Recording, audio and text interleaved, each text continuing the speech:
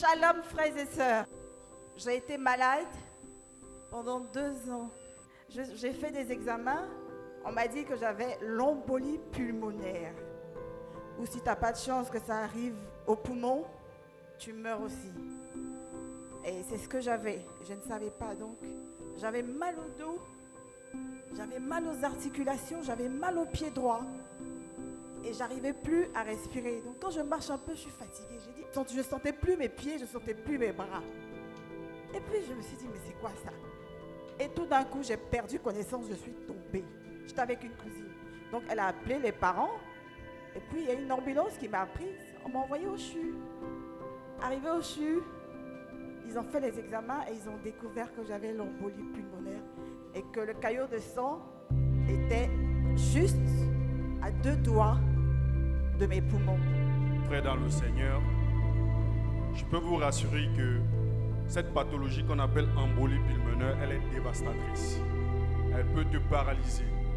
Un petit caillot peut se loger dans le poumon et tu fais un arrêt cardiaque. Un petit embole peut se trouver dans le cœur, tu fais un arrêt cardiaque. Un petit embole peut se trouver dans le cerveau, tu fais un arrêt cardiaque.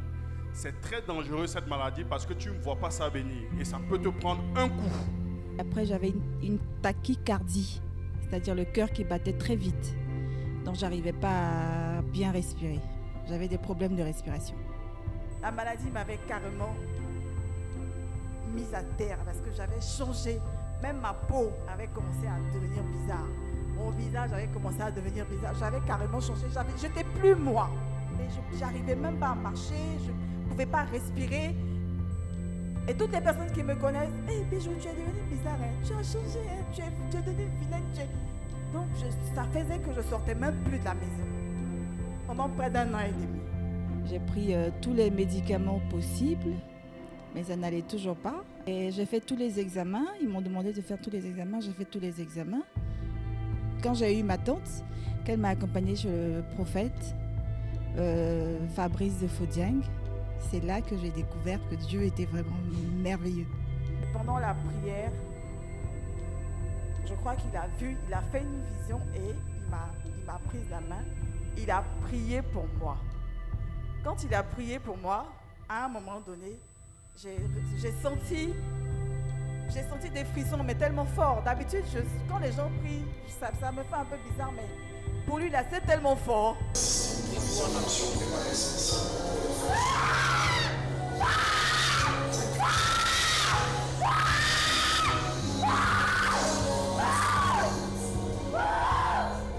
Quand il a prié pour moi, j'ai commencé à marcher et la respiration, une mauvaise respiration, a commencé à diminuer. J'avais les pieds qui enflaient, mes pieds ont commencé à désenfler. Et puis je me sentais mieux, j'arrivais à marcher tranquillement sans qu'on ne m'attrape. Je rends gloire à Dieu. Et nous rendons gloire au Seigneur parce que où la médecine s'est arrêtée, Dieu s'est élevé.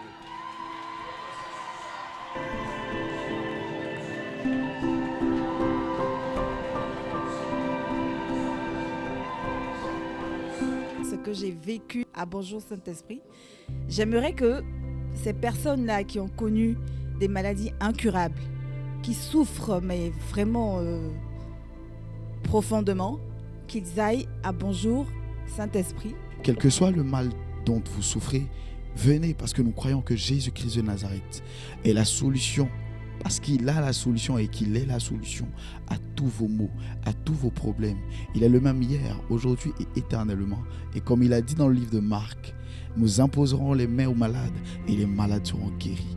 Maman aujourd'hui est guérie. Nous bénissons Dieu pour tout ce qu'il a fait. Shalom.